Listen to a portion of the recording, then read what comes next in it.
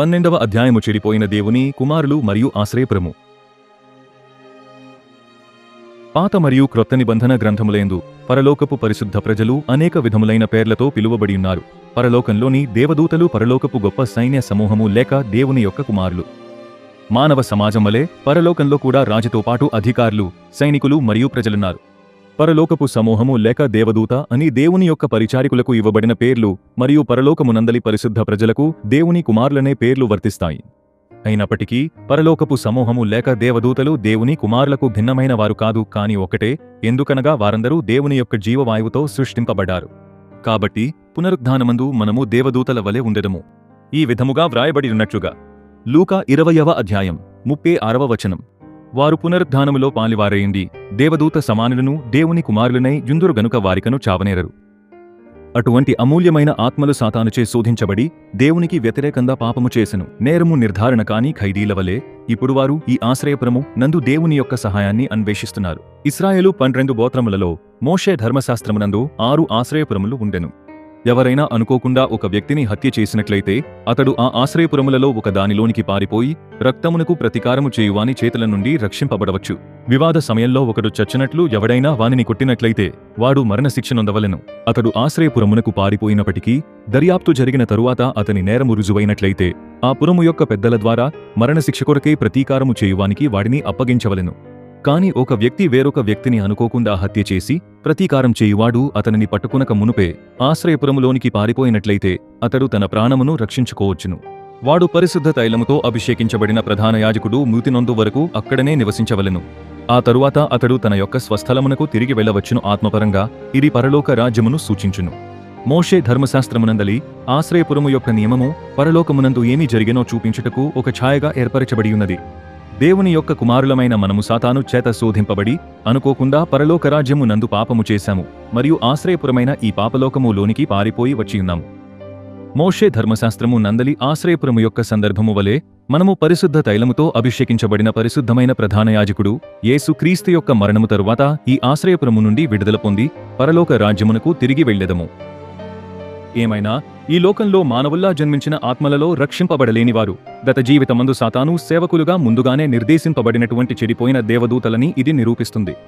వారు సాతానుతో ఏకమై దాని యొక్క పనివారిగా దేవుని పిల్లలను బాధించుటకు వాటి పాత్ర పోషించును. ఈ విధంగా వ్రాయబడియున్న విధముగా 2 కొరింథీయులకు 11వ అధ్యాయం 14వ వచనం, ఇది ఆశ్చర్యము కాదు, సాతాను తానే వెలుగుదూత వేషము ధరించుకొనుచున్నాడు గనుక వాని పరిచారకులను నీతి పరిచారకుల వేషము ధరించుకునట గొప్ప సంగతి కాదు. వారి క్రియల చొప్పున వారికంతమూ కలుగును. పడద్రోయబడిన దేవదూతలు మరియు దేవుని కుమారులలో కొంతమంది ముందుగానే సాతాను యొక్క ఆధీనంలో ఉండి క్రైస్తవులుగా నటించుటకు జన్మించియున్నారని పై వచనములు సూచిస్తున్నాయి.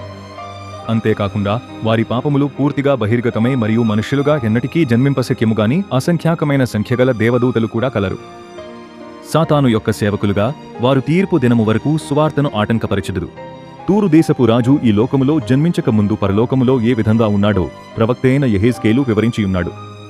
యెహెజ్కేలు 28వ అధ్యాయం 12వ వచనం, నరపుత్రుడా, తూరు రాజును గూర్చి అందలార్పు వచనమెత్తి ఈలాగు ప్రకటింపుము, ప్రభువైన యెహోవా సెలవిచ్చినదేమనగా, పూర్ణ జ్ఞానమును సంపూర్ణ సౌందర్యమును గల కట్టడమునకు మాదిరివి దేవుని తోటయగు ఏదెనలో నీవుంటివి. మాణిక్యము, గోమేదికము, సూర్యకాంతమని రక్తవర్ణపురాయి అమూల్య రత్నములతోనూ బంగారముతోనూ నీవు అలంకరింపబడియున్నావు. నీవు నియమింపబడిన దినమున పిల్లన గ్రోవులు వాయించువారును నీకు సిద్ధమైరి. అభిషేకమునొందిన కెరూబువ యొక్క ఆశ్రయముగా నీవుంటివి, అందుకే నేను నిన్ను నియమించితిని. దేవునికి ప్రతిష్ఠింపబడిన పర్వతము మీద నీవుంటివి, కాలుచున్న రాళ్ల మధ్యను నీవు సంచరించుచుంటివి. నీవు నియమింపబడిన దినము మొదలుకుని పాపము నీయందు కనబడు వరకు ప్రవర్తన విషయములో నీవు యథార్థవంతుడవుగా ఉంటివి. అయితే నీకు కలిగిన విస్తారమైన వర్తకము చేత లోపల నీవు అన్యాయము పెంచుకుని పాపము చేయిచు వచ్చితివి గనుక దేవుని పర్వతము మీద నీవుండకుండా నేను నిన్ను అపవిత్రపరచితిని. ఆశ్రయముగా ఉన్న కెరూబు, కాలుచున్న రాళ్ల మధ్యను నీవికను సంచరింపవు, నిన్ను నాశనము చేసితిని. ఈ లోకంలోని ఈనాటి ప్రముఖ వ్యక్తులందరూ తూరు రాజువలే పరలోకంలో గొప్ప స్థానము కలిగియుండెనని పైన పేర్కొన్న భాగములు సూచిస్తున్నవి. దాదాపు ఈ లోకమందు జన్మించిన వారందరూ అటువంటి మహిమలో ఉండినటువంటి దేవదూతలే. కొంతమంది పరిశుద్ధ గ్రంథమును వక్రీకరించి ఈ విధముగా చెప్పుదురు, దేవదూతల కంటే మానవుడు కొంచెం తక్కువగా చేయబడ్డాడు. వాస్తవమునకు నీవు వానిని దేవదూతల కంటే తక్కువగా చేసియున్నావు అనబడే ఈ మాటలు ఈ లోకమునకు వచ్చిన యేసును మరియు అదేవిధంగా మన వంటి సామాన్య మనుష్యులను సూచిస్తున్నాయి. అయితే దేవదూతల కంటే తక్కువగా చేయబడినవాడు దేవునిగా ఎలా ఉండగలడు? ఆయనను దేవదూతల కంటే తక్కువగా చేయబడిన ఆ కాలము కేవలం ఆయన యొక్క దైవత్వము శరీరమనే ముసుగు ధరించియున్న సమయమును మాత్రమే సూచించును. ఉపమానము లేకుండా యేసు ఏమీయూ చెప్పలేదు. ఆయన పరలోకరాజ్య మర్మములు ఉపమానరీతిగా బోధించెను, మరియు ఆయన ఎటువంటి అసఖ్యమైన ఉపమానములు బోధించలేదు. ఆయన ఈ క్రింద వ్రాయబడిన ఉపమానము ఉపయోగించి దేవదూతల ప్రపంచము యొక్క సంపూర్ణమైన సత్యమును చెప్పెను. లూకా 15వ అధ్యాయం 4వ వచనం. మీలో ఏ మనుష్యునికైనను 100 గొడ్డేలు కలిగియుండగా వాటిలో ఒకటి తప్పిపోయిన ఎడల అతడు 99 అడవిలో విడిచిపెట్టి తప్పిపోయి నది దొరకు వరకు దానిని వెదకవెళ్ళడా? అది దొరికినప్పుడు సంతోషముతో దానిని తన భుజముల మీద వేసుకుని ఇంటికి వచ్చి తన స్నేహితులను పొరుగువారిని పిలిచి, మీరు నాతో కూడా సంతోషించుడి, తప్పిపోయిన నా గొడ్డే దొరికినదని వారితో చెప్పునుగదా. అటువలే మారుమనస్సు అక్కరలేని 99 మంది నీతిమంతుల విషయమై కలుగు సంతోషము కంటే మారుమనస్సు పొందు ఒక్క పాపి విషయమై పరలోకమందు ఎక్కువ సంతోషము కలుగును. లూకా 19వ అధ్యాయం 10వ వచనం. నశించిన దానిని వెదకి రక్షించుటకు మనుష్యకుమారుడు వచ్చెనని అతనితో చెప్పెను.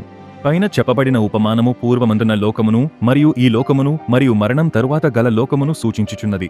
యేసుచే చెప్పబడిన ప్రతి ఉపమానము ఎంతో ముఖ్యమైనది. అవి గతించిన మరియు రాబోయే కాలములకు సంబంధించిన దేవుని యొక్క గూఢమైన రహస్యములను కలిగియున్నవి. ఈ విధముగా వ్రాయబడియున్నట్లుగా మత్తయి 13వ అధ్యాయం 10వ వచనం. నేను నా నోరు తెరచి ఉపమానరీతిగా బోధించెదను, లోకము పుట్టినది మొదలుకొని మరుగు చేయబడిన సంగతులను తెలియజెప్పెదను అని ప్రవక్త చెప్పిన మాట నెరవేరినట్లు యేసు ఈ సంగతులనన్నిటినీ జనసమూహములకు ఉపమానరీతిగా బోధించెను. ఉపమానము లేక వారికేమీ బోధింపలేదు. యేసు ద్వారా పలుకబడిన ఉపమానములన్నీయూ ఆది నుండి మరుగు చేయబడిన రహస్యములను తెలియజేయును.